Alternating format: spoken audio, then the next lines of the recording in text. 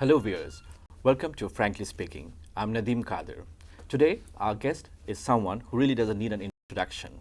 Although he has not been long here in Brunei, made headlines in the local newspapers. He's been around and you have seen him on television quite some time. And it's my pleasure to welcome today His Excellency Ambassador Hary Thomas, the American ambassador in Bangladesh. Ambassador, a very warm welcome and thank you for joining us at NTV, Frankly Speaking. So, you're settling down? Thank you so much, Nadeem, for inviting me to this program. I've been very much looking forward to having the opportunity to meet you and to share our experiences with your viewers. Before we start, I'd like to say Assalamu alaikum and greetings from my government and my family to all of those who are observing fast during this holy month of Ramadan. And we wish safe journey to Makkah Sharif and Makkah Medina, to all of those who will be traveling this month to the Holy Land. Thank you, Ambassador. I'm sure everyone appreciates what you said. And you have been posted outside the United States. Trade within the region. And 2005 WTO will expire. Bangladesh's exports are tied up into ready-made garments and to shrimp. What are you going to do to compete? Right. That's what I would ask those people. What are they going to do to make the poor people of this country better able to compete, better fed, better housed, and better educated? It's often people who are sitting in houses, big cars, writing these letters, not very concerned about the student in the madrasa who can't afford public education, about the rickshaw driver who can't afford public education, about the lady in the street who cannot afford to feed her children. Right, Ambassador. Thank you. You've been speaking about Bangladesh's democracy since coming here. So I'll put two questions together. Sure. It's how are you looking at the democratic process that is enforced in Bangladesh? We had 3 democratic elections in 1991. So you have also said that you want to see this democracy flourish. So how do you, my first question would be, how do you and Washington would go about helping strengthen democracy in Bangladesh? And you've also spoken against, your government has spoken against general strikes in Bangladesh. There are rumors that we might have some more in the coming months as the political climate might heat up. So do you have any alternatives to strikes to offer to our politicians? Because we have a very peculiar political system or a process that you've already said we have a very interesting country. So one of the interesting parts of our life is the politics of this country. So can you please... Well, the United States very much admires Bangladesh's democracy. I personally believe that Bangladesh should get more credit for its democracy. Very few people would have believed when Bangladesh got its independence that 30 years hence that it would be a flourishing multi-party democracy. And it is. So I'm very, very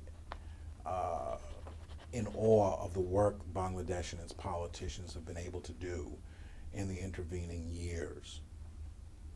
That said, we think that democracy is more than elections. It's about institution building. It's about building the courts, building the judiciary, building the police, building education facilities. And we are very much assisting Bangladesh, as many other donors are, in all of those sectors through USAID and some of the other programs where we are providing democracy and governance assistance. We have several assistance programs with the Bangladesh police, with the passport agency, with the Bangladesh Bank for money laundering. And we would like to increase those programs. And we have a very crucial program in assisting the Bangladesh military, who has participated in over 26 peacekeeping missions around the world. We have provided non-lethal training to the Bangladesh military. We want to increase that because we have such an admiration for its ability and willingness to go into harm's way. On the question of hartals, We believe that in a democracy there are alternatives. That hotels come with a tremendous economic cost to the person in the street, to the garment worker, to the taxi cab driver. The politicians also understand that and they say that, but whenever they're in the opposition, the situation changes, I'm afraid. So that's what I was saying, that as you said, there's alternatives. Well, the what alternate alternatives could is just cross your mind? You know, I think that far be it from me to give the Bangladesh Parliament advice on how to work. They know how to work. But it would be important, as Secretary Powell said when he was here in June, for members of Parliament to come together, to go to work, and to work out a system that will allow both major parties to work effectively, despite who is in the lead. And we would hope. So it is basically a strengthening of the Parliament. The opposition and the position should be in Parliament rather than on the streets. That's the way democracies work. That's right, the way they work. We're coming close to our program, and my last question would be something like historical past or whatever it is. Sure. The United States had sided with Pakistan in 1971, but now Bangladesh and Washington seem to be very close, and you have all your support as you have been speaking about our democracy and economy. What has changed since 1971 and 2003 that has brought these two countries so close? Well, I think, Nadeem, both you and I were in high school in 1971, so it would be hard for me to remember what was going on then. But I know what's going on now. We're both multi-party democracies. We're both multicultural. We both have respect for our great religions, for religious minorities, for cultural minorities. And we believe in market-free economies. That's what's brought us closer.